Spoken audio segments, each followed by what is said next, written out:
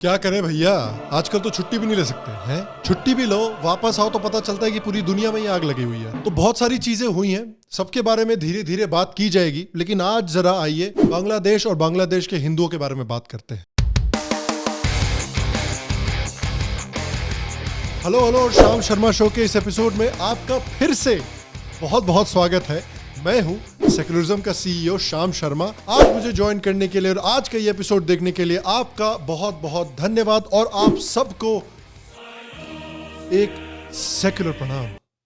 बड़ा अच्छा लगता है बोल के। तो देखिए भाई, मैं छुट्टी पे गया हुआ था, छुट्टी काफी अच्छी हुई, लेकिन इतनी सारी चीजें हो रखी हैं इंडिया में, दुनिया में, कि मैंने सोचा यार छुट्टी जरा बाद में डिस्कस करेंगे, पहले इन चीजों को जरा डिस्कस कर लिया जाए। तो भाई बांग्लादेश में हुआ क्या? देखिए, जिस तरह से शाहरुख खान का हकलाना तय है, जिस तरह से इंडिया के मर्दों का बेटा मेल्स होना अनफॉर्चुनेटली तय है, उसी तरह से मुस्लिम देशों में नॉन मुस्लिम्स के ऊपर अत्याचार होना तय है। तो बांग्लादेश में जो हिंदुओं के ऊपर अटैक हुआ है उसके बारे में आपको अभी तक ठीक ठाक इन्फॉर्मेशन तो मिल ही गई होगी। अगर आपको इन्फॉर्मेशन नहीं मिली है तो एल्विश यादव ने काफी अच्छा वीडियो बनाया है पूरे सिचुएशन को रिकैप करते हुए, उसका लिंक मैंने नीचे डिस्क्रिप्शन में डाल रखा है, आप वहां पर जाके उसको देख सकते हैं। तो आपको पता ही होगा कि बांग्लादेश में 13 अक्टूबर के बाद से दुर्गा पूजा के समय पर इस्लामिस्टों ने काफी अटैक्स किए हैं हिंदू कम्युनिटीज के ऊपर। अकॉर्डिंग टू दीपन मित्रा, जो कि सेक्रेटरी जनरल हैं वर्ल्ड हिंदू फेडरेशन के बांग्लादेश चैप्टर के, उन्होंने कहा है कि बांग्लादेश के मोर देन 30 डिस्ट्रिक्ट्स में 315 हिंदू टेंपल्स को वैंडलाइज किया गया है,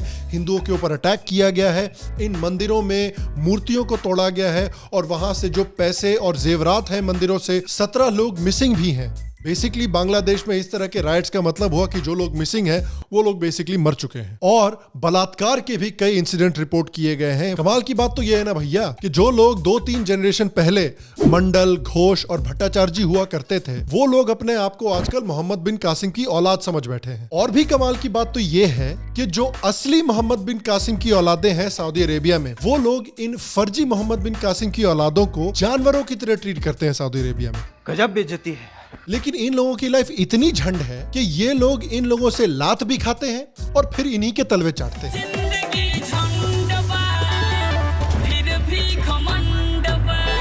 अरे भैया, यही तो बात है कन्वर्टेड लोगों की। कन्वर्टेड लोग जो होते हैं वो ओरिजिनल लोग से ज्यादा भी पागल होते हैं। जिस समय पर यूएई इजराइल और इंडिया के साथ बेहतर रिलेशनशिप बनाने की कोशिश कर रहा है, उस समय पर बांग्लादेशी अपने प्रॉफिट साहब को अपनी लॉयल्टी प्रूव करने में लगे हुए हैं। जब बांग्लादेशी हिंदुओं के ऊपर ये अटैक शुरू हुए, उस समय पर इस्लामिस्टों ने ये कहा था कि भाई किसी हिंदू ने कुरान शरीफ को हनुमान जी के बगल में रख दिया, ये कुरान की तौहीन है, इसलिए हमने इनको अटैक करना शुरू किया। लेकिन ये जान के आपको जरा भी सरप्राइज नहीं होगा कि ये सारी की सारी खबर झूठ थी। I'm not surprised, motherfuckers. हुआ ये, और सीसीटीवी फुटेज से हमें ये अब पता चल रहा है कि इकबाल हुसैन नाम के एक आदमी ने खुद कुरान शरीफ मंदिर में जाके हनुमान जी के बगल में रख दी। भैया, बांग्लादेश की पूरी मुस्लिम कौम जो है वो इस मीम जैसी है, किसी ने कुछ इनका बिगाड़ा नहीं है, ये खुद ही नाराज हो जाते हैं, खुद ही गुस्सा होने का एक रीजन ढूंढ लेते हैं और फिर बोलते हैं कि भैया हिंदुओं की गलती है। इसीलिए तो जब लोग पूछते हैं कि भैया बांग्लादेश में 22% हिंदू हुआ करते थे 1951 में, अब घटकर 8% कैसे हो गए हैं, उसका जवाब है इस तरह की एथनिक क्लेंजिंग। देखिए, एथनिक क्लेंजिंग दो तरह की होती है। पहली तरह की एथनिक क्लेंजिंग होती है जो कश्मीर में हुई कि भाई 1990 में टेररिस्ट जमा हुए, उन्होंने डिसाइड किया कि भैया रातों रात सारे कश्मीरी हिंदुओं को कश्मीर से निकाला जाएगा। दूसरी तरह की एथनिक क्लेंजिंग होती है सिस्टमैटिक परसिक्यूशन। सिस्टमैटिक परसिक्यूशन में क्या होता है कि इस तरह की हिंसा होती रहती है, उसके ऊपर से जो एडमिनिस्ट्रेशन है, जो गवर्नमेंट है उस जगह की, वो कुछ भी नहीं करती, क्योंकि गवर्नमेंट को भी वहां की उलेमा, वहां के जो मौलाना है, पूरी तरह से कंट्रोल करते हैं, क्योंकि वहां के मौलाना जो है वो सारे के सारे वोट बैंक को कंट्रोल करते हैं। तो बेसिकली गवर्नमेंट भी निहत्थी है और जो परसिक्यूटेड हिंदूज हैं उनकी मदद करने के लिए उस देश में कोई भी मौजूद नहीं है। और ऑब्वियसली भैया, हमारे देश का जो लेफ्ट विंग है वो तो इन अटैक्स के ऊपर उसी तरह से साइलेंट है जिस तरह से साइकोलॉजी में पी साइलेंट होता है।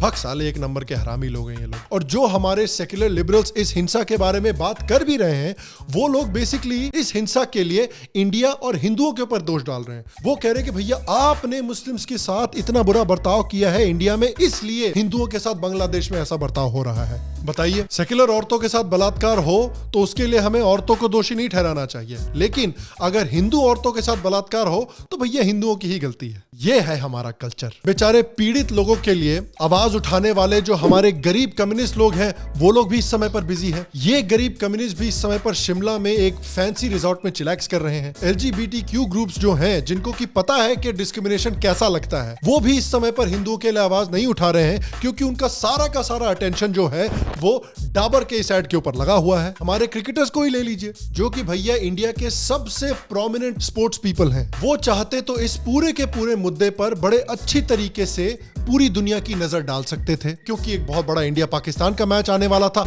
लेकिन बांग्लादेश के हिंदुओं के लिए आवाज उठाने के बावजूद उन्होंने डिसाइड किया कि भैया हम ब्लैक लाइव्स मैटर के लिए घुटने टेकेंगे। ये भगवान क्या जुल्म है, सारा काम करूं मैं, खाए वो, अब कुछ नहीं हो सकता क्या? हो सकता है एक बार सबका खाना हो जाए, कुछ खाना बचेगा तो मैं उनसे कह दूंगा, वो तुमको बुला लेंगे। कुछ करो ना, कुछ करो ना। जाके कपड़े दो। भैया इस समय पर अफ्रीकन अमेरिकन भी सोच रहे होंगे कि भैया क्रिकेट क्या होता है। हमें तो लगा कि ये एक वायरलेस कंपनी है in the interest of fairness, लेकिन कुछ बांग्लादेशी क्रिकेटर्स ने भी, फॉर एग्जांपल मशरफी मुर्तजा जो कि बांग्लादेश के एक एक्स कैप्टन है, उन्होंने काफी अच्छे से इस बारे में आवाज उठाई थी, काफी अच्छे से इस वायलेंस को कंडेम किया था। कुछ सेक्युलर बांग्लादेशियों और कई हिंदुओं ने साथ मिलकर भी चिटागोंग में काफी बड़ा एक प्रोटेस्ट निकाला था इस हिंसा के खिलाफ। तो इस तरह का रिस्पांस देखकर भी बांग्लादेशियों से अच्छा लगा मुझे, लेकिन अनफॉर्चुनेटली ये रिस्पांस भी काफी मिनिस्क्यूल माइनॉरिटी का रिस्पांस है। ये बांग्लादेश में मेजॉरिटी अभी भी काफी साइलेंट बैठी हुई है वहां पर। लेकिन उसी सिलसिले में जो हिंदू ऑर्गेनाइजेशंस ने आवाज उठाई है बांग्लादेशी हिंदुओं के लिए, वो रिस्पांस देखकर मुझे काफी अच्छा लगा। इस्कॉन ने काफी अच्छे से इस पूरे मुद्दे पर आवाज उठानी शुरू की बांग्लादेशी हिंदुओं के लिए। लेकिन जिस समय पर इस्कॉन बेचारा सोच रहा था कि हम सोशल मीडिया पर जाएंगे, सोशल मीडिया पर हमारा इतना बड़ा प्लेटफॉर्म है, वहां पर हम आवाज उठाएंगे पूरी दुनिया में, तो पूरी दुनिया की नजर बांग्लादेश पर जाएगी। जब इस्कॉन ये करने की कोशिश कर रहा था, उस समय पर ट्विटर ने भी डिसाइड किया कि भैया हम एक नंबर के सिग्मा मेल बनने की कोशिश करेंगे, और उन्होंने इस्कॉन के बांग्लादेश के अकाउंट को ही डिलीट कर दिया। I'm scared, Dad. You trust me, son? Yes. Come on, son. Rule number 1, never trust anybody. लेकिन उसके बावजूद काफी अच्छा लगा मुझे ये देखकर कि इस्कॉन के पूरी दुनिया के अलग अलग ब्रांचेस से लोगों ने बांग्लादेशी हिंदुओं के लिए आवाज उठानी शुरू की। बाकी इंडिया के बाहर भी, इंडिया में भी कई हिंदू ग्रुप्स ने बांग्लादेशी हिंदुओं के लिए आवाज उठाई है, जो देखकर मुझे काफी अच्छा लगा। और देखिए, ये चीजें बहुत इंपॉर्टेंट है, ये सबक हमें लेफ्ट से सीखना बहुत जरूरी है। आप देखिए कि कोई छोटी सी चीज भी होती है तो ये लोग इतना हल्ला मचाते हैं कि हमारे रविंद्रनाथ टैगोर जी, हमारे मोदी जी को भी इंटरव्यू देना पड़ता है, बयान देना पड़ता है, इस पूरे मामले को कंडेम करना पड़ता है। कभी भी किसी हिंदू की मौत पर हमारे रविंद्रनाथ जी इस तरह से बयान नहीं देते हैं। दूसरा काम आप क्या कर सकते हैं कि भाई जो बांग्लादेशी हिंदूज हैं, जिनकी प्रॉपर्टी डैमेज हुई है, जिनके घर डैमेज हुए हैं, जिनको चोट आई है, उनकी कुछ ऑर्गेनाइजेशंस हैं जो इस समय पर मदद करने की कोशिश कर रहे हैं, उनको आप डोनेट कर सकते हैं। एक ऐसा ऑर्गेनाइजेशन है वर्ल्ड हिंदू फेडरेशन का, जो बांग्लादेश चैप्टर है, तो अगर आप उनको डोनेट करना चाहते हैं तो सारे लिंक्स मैंने नीचे डिस्क्रिप्शन में डाल रखे हैं। इस्कॉन भी इस समय पर बांग्लादेशी हिंदुओं की मदद करने की कोशिश कर रहा है, तो अगर आप चाहते हैं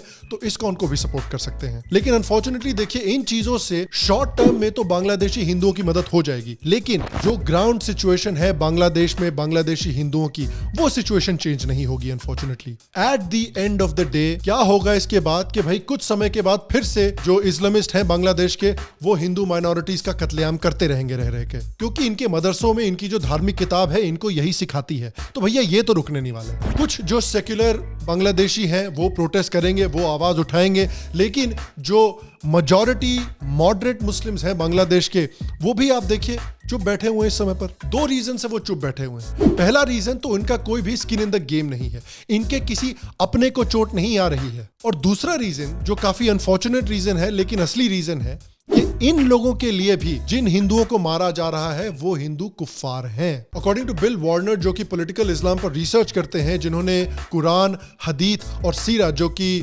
पैगंबर साहब की बायोग्राफी है, उस पर काफी डिटेल्ड रिसर्च किया है। बिल वार्नर ने बताया कि आधी से ज्यादा कुरान जो है वो इस बात पर फोकस करती है कि किस तरह से मुसलमानों को काफिरों के साथ बर्ताव करना चाहिए। तो इसमें कोई सरप्राइज होने वाली बात तो है नहीं कि बांग्लादेश के सारे इस्लामिस्ट भी 24 घंटे काफिरी करते रहते हैं। तो देखिए, प्राइवेट सिटीजन्स जो हैं वो शॉर्ट टर्म मदद कर सकते हैं बांग्लादेशी हिंदुओं को, लेकिन लॉन्ग टर्म मदद करने के लिए, ग्राउंड सिचुएशन को चेंज करने के लिए इंडियन गवर्नमेंट को कुछ स्टेप्स लेने पड़ेंगे। For example, Indian government Bangladesh के खिलाफ कुछ एक्शन ले सकती है, क्योंकि इस समय पर बांग्लादेशी हिंदुओं की क्या हालत हो रखी है कि भैया कर दे मुश्किल जीना शेख हसीना। एक तरफ पर तो शेख हसीना बोलती हैं कि वो बांग्लादेशी हिंदुओं को प्रोटेक्ट करेंगी, लेकिन दूसरी तरफ वो बांग्लादेशी हिंदुओं को प्रोटेक्ट करने के लिए कुछ करती नहीं है। ये तो भैया उसी कुत्ते के मालिक जैसा हुआ जो मालिक कहता है कि भैया मेरा कुत्ता बड़ा सेफ है, किसी को काटता वाटता नहीं है, लेकिन उस कुत्ते ने पूरे के पूरे कॉलोनी को काट रखा है। शेख हसीना के क्लोज एडवाइजर्स ने यह कहा है कि भैया जो एथियस्ट और बांग्लादेशी हिंदुओं के खिलाफ अटैक हो रहे हैं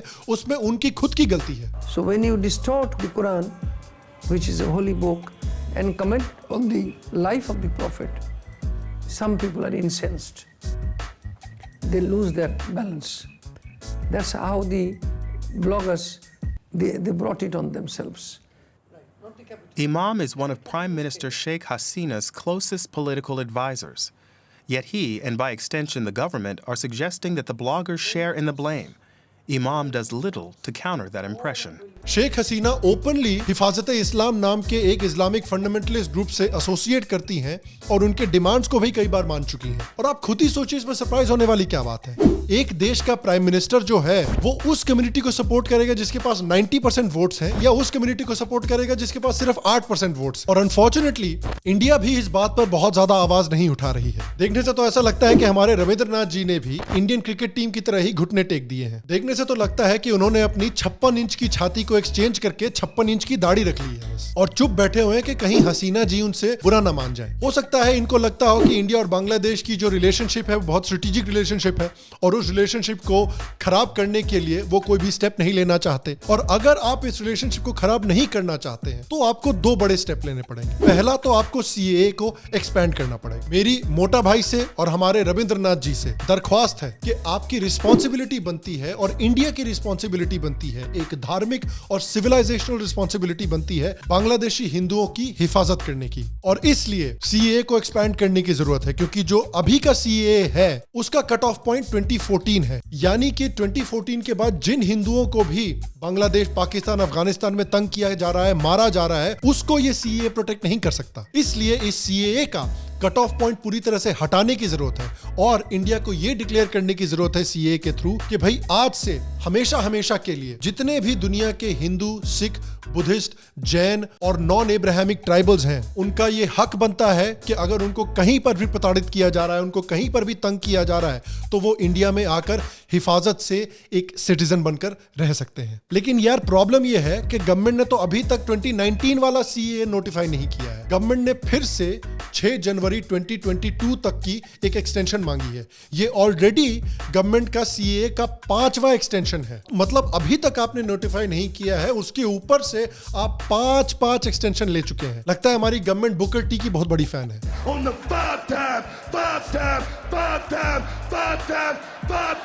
तो अगर मोदी जी सीरियस हैं तो जल्दी से जल्दी सीए को नोटिफाई करके एक्सपैंड करने की जरूरत है और उसके ऊपर से एनआरसी की भी बहुत जरूरत है, क्योंकि देखिए दुनिया के हर एक देश में ऐसे कानून हैं जो ये इंश्योर करते हैं कि उस देश की गवर्नमेंट को ये पता रहे कि उस देश में कौन लीगली रह रहा है और कौन इल्लीगली रह रहा है। और इंडिया में भी इस तरह के कानून की बहुत जरूरत है। उसके ऊपर से अगर हम इन बांग्लादेशी हिंदुओं की सही मायने में मदद करना चाहते हैं तो जो बांग्लादेशी हिंदू यहां पर आ रहे हैं उनकी हिफाजत के लिए हमें यह भी इंश्योर करने की जरूरत है कि जो भेड़िए उनको बांग्लादेश में मार रहे हैं उन भेड़ियों को हम इंडिया में ना बुला कर रख लें। और फाइनली मैं आपसे पूछना चाहता हूं कि आपके हिसाब से क्या स्टेप्स लेने चाहिए बांग्लादेशी हिंदुओं की हिफाजत करने के लिए इंडियन गवर्नमेंट को और लार्जर वर्ल्ड कम्युनिटी को, और उसके ऊपर से क्या आपको मोदी गवर्नमेंट में ये विश्वास है कि वो बांग्लादेशी हिंदुओं की प्रोटेक्शन के लिए ढंग के स्टेप्स ले पाएंगे। हाँ या ना, आपको क्या लगता है नीचे कमेंट सेक्शन में मुझे जरूर बताएं। आपके सभी वेल विशेस के लिए, मेरी शादी के लिए, जो आपने इतने सारे मुझे अच्छे अच्छे कमेंट्स भेजे हैं यूट्यूब पर, ट्विटर पर, सोशल मीडिया में, अलग अलग जगह पर, उसके लिए बहुत बहुत धन्यवाद। आई एम सॉरी कि मैं सारे मैसेजेस का इंडिविजुअली रिस्पॉन्स नहीं दे पाया हूं, लेकिन मैं सारे अच्छे मैसेजेस को बहुत बहुत बहुत अप्रिशिएट करता हूं। तो thank you very much. As usual show पूरी तरह से वापस आ चुका है।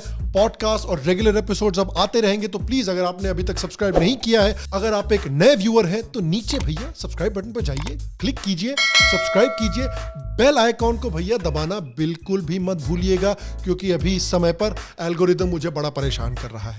उसके ऊपर से शाम शर्मा शो के पेट्रियन और यूट्यूब पर मेंबर भी आप बन सकते हैं। बाकी मैं आपसे अगले एपिसोड में मिलूंगा, तब तक स्वस्थ रहिए, सुखी रहिए, फिर मिलेंगे। और आप सबको एक सेक्युलर प्रणाम। बड़ा अच्छा लगता है बोलकर।